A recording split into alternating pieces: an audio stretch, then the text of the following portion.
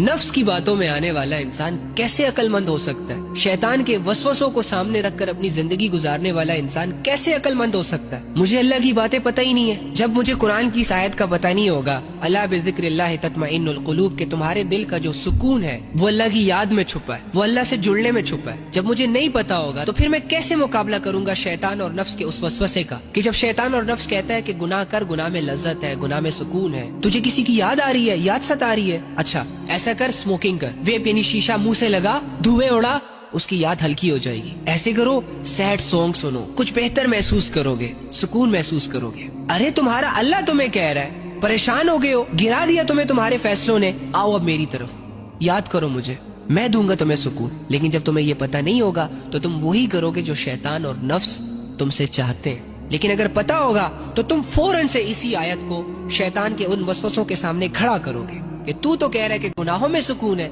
नशों और तमाशों में सुकून है, जबकि रब कह रहा है अला बिज़िक्रिल्लाहि तत्मइन्नुल कुलूब, मैं तो अल्लाह की मानूंगा। तो शैतान और नफ्स के वसवसे हार जाएंगे और कुरान पर यकीन करने की बदौलत से तुम जीत जाओगे। तुम इसीलिए हारते हो क्योंकि तुम्हें पता नहीं है कुछ, तुम्हारा यकीन डिस्टर्ब है, तुम्हारा भरोसा डिस्टर्ब है।